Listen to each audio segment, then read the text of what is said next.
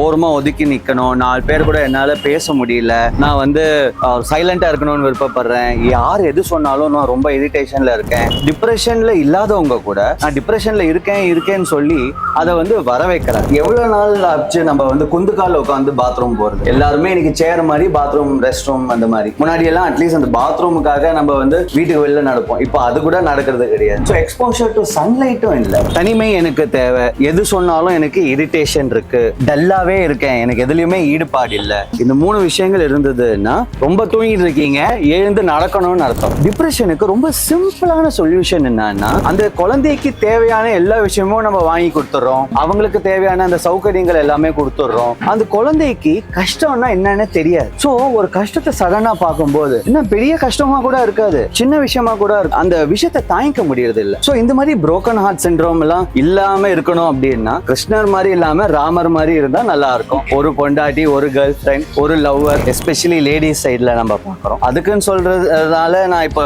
ஜென்ஸுக்கு வராதுன்னு சொல்ல, கண்டிப்பா அவங்களுக்கும் இந்த ப்ராப்ளம் இருக்கு. சோ இன்ஸ்டாகிராம் கூட நீங்க பார்த்துட்டே இருக்கீங்கன்னா 10 மணி ஆச்சு போய் படுத்துக்கோன்னு சொல்றது இல்லையா? இந்த மாதிரி ஸ்மார்ட்டா நம்மளுடைய கேட்ஜெட்ஸை நம்ம பயன்படுத்தணும்னா நாம வந்து அதுக்கு பலியாக மாட்டோம். சரி, இப்போ இருக்க யங்ஸ்டர்ஸ் பார்த்தீங்கன்னா எல்லாத்துக்குமே வந்து எனக்கு டிப்ரெஷன் அப்படின்னு சொல்ல ஆரம்பிச்சிட்டாங்க. டிப்ரெஷனில் இருக்கும்னு தெரிஞ்சுக்கிறதுக்கான சிம்டம்ஸ் ஏதாவது இருக்கா? டிப்ரெஷனை தவிர்க்கிறதுக்கு என்ன சார் பண்ணலாம்? கண்டிப்பாமா. எதுவுமே நான் செய்யாம, எதுக்குமே எனக்கு மனசே இல்லை, ஓரமா ஒதுக்கி நிக்கணும், 4 பேர் கூட என்னால பேச முடியல, நான் வந்து சைலண்டா இருக்கணும்னு விருப்பப்படுறேன், யார் எது சொன்னாலும் நான் ரொம்ப இரிட்டேஷன்ல இருக்கேன், இதெல்லாமே வந்து டிப்ரெஷனுடைய பல சிம்டம்ஸ். பட் இன்னைக்கு டிப்ரெஷன்ல இல்லாதவங்க கூட நான் டிப்ரெஷன்ல இருக்கேன்னு சொல்லி அதை வந்து வர வைக்கிறாங்க, ரொம்ப ஈஸியா யூஸ் பண்ணிடுறாங்க. நான் டிப்ரெஷன்ல இருக்கேன். சோ என்னன்னா அது ரொம்ப ராங்கான ஆக்டிவ். சார் சிம்பிளா இந்த 3 சிம்டம்ஸ் இருந்தா நீங்க டிப்ரெஷன்ல இருக்கீங்க அப்படின்னு தெரிஞ்சுக்கலாம்னா என்ன சார்? தனிமை எனக்கு தேவை, எது சொன்னாலும் எனக்கு இரிட்டேஷன் இருக்கு, டல்லாவே இருக்கேன், எனக்கு எதுலயுமே ஈடுபாடு இல்ல. இந்த 3 விஷயங்கள் இருந்ததுன்னா நீங்க ரொம்ப தூங்கிட்டு இருக்கீங்க, எழுந்து நடக்கணும்னு அர்த்தம். ஏன்னா டிப்ரெஷனுக்கு ரொம்ப சிம்பிளான சொல்யூஷன் என்னன்னா break the மோனோட்டோனி.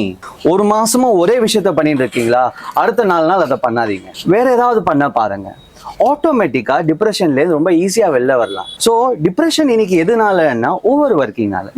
Long working hours வந்து ஒரு பெரிய சேலஞ்ச். பிளஸ் எப்பவுமே காலையில, மத்தியானம், நைட்டு 3 வேளையும் நம்ம வெறும் சாப்பிட்டுட்டே இருக்கோம், இல்ல தூங்கிட்டே இருக்கோம், இல்ல வேலை செஞ்சுட்டே இருக்கோம். ஏதாவது ஒரே ஒரு விஷயத்த பண்றதுனால மோனோட்டோனி ஆயிடுது, ஒரு சேஞ்ச் இல்லை உடல்ல. அதை நம்ம மாற்றணும். சரி, இப்போ இருக்க ஜென்ரேஷன்ல பாத்தீங்கன்னா நியூலி மேரிட் கப்பிள்ஸ் நிறைய பேருக்கு வந்து உடனே பிரெக்னென்ட் ஆக முடியல. அதனால வந்து சில பேருக்கு இது வந்து என்ன காரணம்னு நினைக்கிறீங்க? அதுவும் இல்லாம இப்போ ஏரியா பார்த்தோம்னா ஃபர்டிலிட்டி சென்டர்ஸ் நிறைய இதாயிடுச்சு.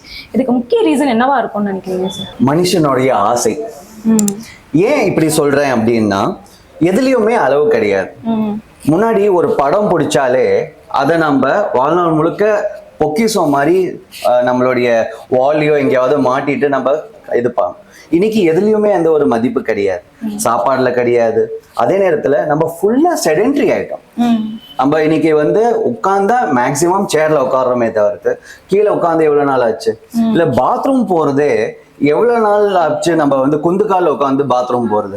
எல்லாருமே இன்னைக்கு சேர் மாதிரி பாத்ரூம், ரெஸ்ட் ரூம் அந்த மாதிரி. முன்னாடி எல்லாம் அட்லீஸ்ட் அந்த பாத்ரூமுக்காக நம்ம வந்து வீட்டுக்கு வெளில நடப்போம். இப்போ அது கூட நடக்கிறது கிடையாது. ஸோ எக்ஸ்போஷர் டு சன்லைட்டும் இல்லை. ஸோ ஏன் இதெல்லாம் சொல்றேன்னா, விட்டமின் டி வந்து மெட்டபாலிசமிக் இம்பார்ட்டன்ட், பிசிக்கல் ஆக்டிவிட்டி வந்து மெட்டபாலிசமிக் இம்பார்ட்டன்ட், ஜங்க் ஃபுட் ஈட்டிங் வந்து மெட்டபாலிசமிக் இம்பார்ட்டன்ட். ஸோ இதெல்லாம் நம்ம கரெக்டான முறையில நம்ம பண்ணாதான் மெட்டபாலிசம் நல்லா இருக்கும். சரி, பெருசா நான் மெட்டபாலிசம் பெரிய வார்த்தை யூஸ் பண்றேன். இப்ப மெட்டபாலிசம்னா என்ன? மெட்டபாலிசம்னா நம்ம சாப்பிடக்கூடிய உணவு நமக்கு பலமா மாறணும். அந்த ஒரு விஷயம் நடக்கிறதுக்கு இந்த விஷயங்கள்லாம் கரெக்டா இருந்தாதான் அது நடக்கும். அதனாலதான் இன்னைக்கு அங்க இங்கன்னு சொல்லி நிறைய பிரசவம் சம்பந்தப்பட்ட மாதிரி மருத்துவமனைகள் அந்த மாதிரி எல்லாம் நிறைய வந்துருக்கு. சரி, இப்போ லவ் ஃபெயிலியர்ஸ்க்கு பார்த்தீங்கன்னா புரோக்கன் ஹார்ட் சிண்ட்ரோம்னு சொல்லி நீங்களும் ஒரு வீடியோ போட்டிருக்கீங்க. ஸோ அது எதனால சார் வருது? உங்களுக்கு நடந்ததா தெரியல, என்னுடைய சின்ன வயசுல எல்லாம் நீங்க பாத்தீங்கன்னா ஸ்பாயில்ட் பிராட் அப்படின்னு ஒரு பதத்தை யூஸ் பண்ணுவாங்க.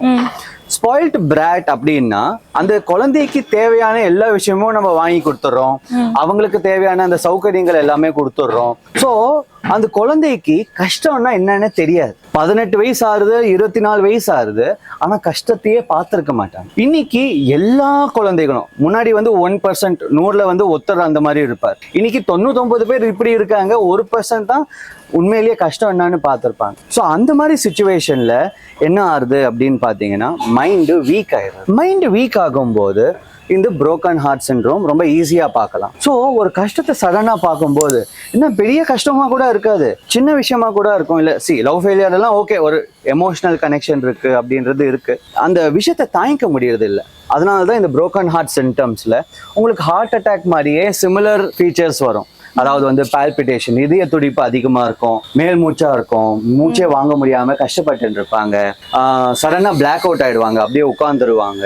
ஸோ இந்த மாதிரி ஒரு 5-10 நிமிஷம் இருக்கலாம், சில நேரம் அரை மணி நேரம் வரைக்கும் ஓடலாம். இதுக்குன்னு சொல்லி நிறைய பேர் எமர்ஜென்சின்னு சொல்லி ஹாஸ்பிட்டலுக்கு கூட்டிட்டு போய் இசிஜி எல்லாம் பண்ணி எல்லாமே நிறைய விஷயங்கள்லாம் நடக்கும். தப்புன்னு சொல்லலை, ஏன்னா அந்த நேரத்துல சுத்தி இருக்கிறவங்க ஏதோ ஆயிடுச்சுன்னு பயந்து செய்யறது தான். பட் ஆக மட்டும் இது ஒரு ½ an hourல செட்டில் டவுன் ஆயிடும். ஸோ இந்த மாதிரி broken heart syndrome எல்லாம் இல்லாம இருக்கணும் அப்படின்னா கிருஷ்ணர் மாதிரி இல்லாம ராமர் மாதிரி இருந்தா நல்லா இருக்கும். ஒரு பொண்டாட்டி, ஒரு கேர்ள் ஃப்ரெண்ட், ஒரு லவ்வர். ஏன்னா மனசுக்கும் லைஃப் ரொம்ப சிம்பிளா இருக்கும். அதே நேரத்துல ரிலேஷன்ஷிப்புக்கு திரும்பி நம்ம மதிப்பு கொடுக்குறோம். சரி, இப்போ சிலருக்கு சாப்பிட்டதுக்கு அப்புறம் ரொம்ப அடிக்கடி ஏப்பம் வந்துகிட்டே இருக்கும். இது நார்மலான ஒரு விஷயம் தானா, இல்ல ஏதாவது ஒரு ஆபத்தான ஒரு அறிகுறியாது? இன்னைக்கு 0 ஃபிகர்ன்றது ரொம்ப ஒரு கிரேஸுமா, எஸ்பெஷலி லேடிஸ் சைட்ல நம்ம பார்க்குறோம். அதுக்குன்னு சொல்றதுனால நான் இப்போ ஜென்ஸுக்கு வராதுன்னு சொல்ல, கண்டிப்பா அவங்களுக்கும் இந்த ப்ராப்ளம் இருக்கு. என்னன்னா ரொம்ப ஓவரா ஃபாஸ்டிங் பண்றோம். ஃபாஸ்டிங்குக்கும் அளவு இருக்கு. நாம இன்டர்மிட்டன்ட் ஃபாஸ்டிங் சொன்னாலும் 12 மணி நேரம், 14 மணி நேரம், அண்ட் ஓவர் நைட் அதை ஆரம்பிக்க கூடாது. படிப்படியா அதுக்கான வழிமுறையை நீங்க பார்த்து ஒரு 3-4 வாரத்துல படிப்படியா நீங்க அங்க போய் சேரணும். எல்லாருமே இன்னைக்கு over night readymade Maggi noodles மாதிரி எதிர்பார்க்கறாங்க. அது ஓகே, ஒரு டிஜிட்டல் ஸ்கிரீன்ல பாக்குறதுக்கு நல்லா இருக்கும், பட் எதுவுமே அந்த மாதிரி ஷார்ட்கட்டே கிடையாது. இன்னைக்கு யங்ஸ்டர்ஸோடைய டிப்ரெஷனுக்கான காரணமா இருக்கலாம், broken heart syndrome இருக்கலாம், இப்போ நீங்க கேட்குற விஷயமா இருக்கலாம். எல்லாத்துக்குமே அவங்க எதிர்பார்ப்பு ரொம்ப ஹையா இருக்கு, ஆனா அவங்க அந்த பாதையில நடக்கிறதுக்கு விருப்பம் இல்லை. இப்போ மோஸ்டா எல்லாருமே ஸ்லீப்பிங் டைம் 2 o'clock ஆயிடுச்சு. ஒரு நல்ல கேள்விமா. பேசிக்கலாவே பாத்தீங்கன்னா இன்னைக்கு முன்ன அளவுக்கு நம்ம மனசுக்கு முக்கியத்துவமே கொடுக்கறது இல்லை. ஒர்க் லைஃப் பேலன்ஸ் நிறையவே பாதிச்சிருக்கு. 12 hours 14 hours இந்த மாதிரி எல்லாம் நிறைய பேர் வேலை செய்யறவங்களும் இருக்காங்க. தேவைகள் இருக்கலாம், இல்லைன்னு சொல்லலை. பட் அதே ரீதியில நம்ம இதுவரைக்கும் நாம உலகத்துடைய கண்ட்ரோல்ல இருந்தோம். இப்போ உலகம் நம்மளுடைய கண்ட்ரோல்ல இல்லை. ஏன் அப்படின்னு பாத்தீங்கன்னா கேட்ஜெட்ஸ், டிஜிட்டல் வேர்ல்ட், இது எல்லாமே நம்மளுடைய உலகத்தை கம்ப்ளீட்டா அழிச்சிருச்சு. ஸோ நாம் அதை ஸ்மார்ட்டா பயன்படுத்தணும்ன்றது நான் சொல்ல வரேன். ஸோ ஃபோன்ல 10 o'clock மேல அந்த இன்னைக்கு ஸ்மார்ட்டா அதுக்கு ஆப்லாம் வந்திருக்கு. நீங்க அது விஷன் கம்ஃபர்ட் அந்த விஷயங்களும் கண்ணை நல்லா பாதிக்கும். அதே மாதிரி அலாரம்ஸ் இருக்கு, ஸ்லீப் மோட் அப்படின்றது இருக்கு. ஸோ இன்ஸ்டாகிராம் கூட நீங்க பார்த்துட்டே இருக்கீங்கன்னா 10 மணி ஆச்சு போய் படுத்துக்கோன்னு சொல்றது இல்லையா? இந்த மாதிரி ஸ்மார்ட்டா நம்மளுடைய கேட்ஜெட்ஸை நம்ம பயன்படுத்தணும்னா நாம அதுக்கு பலியாக மாட்டோம். ஏன் இப்போ 8 மணிக்கு அப்புறம் முன்னாடி எல்லாம் காலத்துல எல்லா லைட்ஸும் மெதுவா ஆஃப் ஆயிடும். சோ நீங்க ஆல்மோஸ்ட் 6-7 மணில இருந்து 10 மணி வரைக்கும் நீங்க அந்த ஸ்லீப்பிங் ஆம்பியன்ஸை கொண்டு வந்துட்டீங்க. 9 மணிக்கு மேல யாரும் கண்ணே முழிச்சுட்டு இருக்க மாட்டாங்க. இப்போ 12 மணி ஆனாலும் 10 லைட் ஓடிட்டு இருக்கும். இல்லைன்னா ஒரு இருட்டுல ஒரு ஓரமா பாத்தீங்கன்னா ஒரு பேய் மாதிரி ஒருத்த படுத்துட்டு இருப்பான். என்னன்னா அந்த போனுடைய லைட் அவன் முகத்துல உட்காந்துருக்கும். இப்படி இருந்ததுன்னா கண்ணில் மெலட்டோனின் இதெல்லாமே குறைஞ்சிட்டே வர்றதுனால தூக்கம் கம்ப்ளீட்டா பாதிச்சிடும். ஸோ நீங்க 2 மணிக்கு ஃபோன் ஆஃப் பண்ணா கூட உங்களுக்கு தூக்கம் 4 மணிக்கு தான் வரும். அப்புறம் காலையில உடனடியா 7 மணிக்கு அவசரமா ஏந்து உங்களுடைய ஹோல் டே பாதிக்கப்படுது. அப்படியே நைட்ல சரி எனக்கு டைமே இல்லை, 12 மணி நேரம் வேலை செஞ்சதுக்கு அப்புறம் எனக்கு ஒரு அரை மணி நேரம் தான் கிடைக்கிறதுன்னு ஃபீல் பண்ணீங்கன்னா லைட்லாம் போட்டு சந்தோஷமா 1 hour உங்களுடைய கேட்ஜெட்ஸை பார்த்துட்டு அப்புறமா போனை ஃபர்ஸ்ட் ஆஃப் பண்ணிட்டு அப்புறமா தான் வீட்டில் லைட் ஆஃப் பண்ணும். அப்போ இருக்கும்போது உங்களுடைய ஸ்லீப் பேட்டர்ன் இம்ப்ரூவ் ஆகிட்டே போகும். ஸோ எல்லா ஒரு ஹேபிட்ஸும் மினிமம் 21 days நீங்க தொடர்ச்சியா பயிற்சி பண்ணாதான் உங்களுக்கு மாற்றங்களை அடியில் மட்டத்தில் நீங்க கொண்டு வர முடியும்.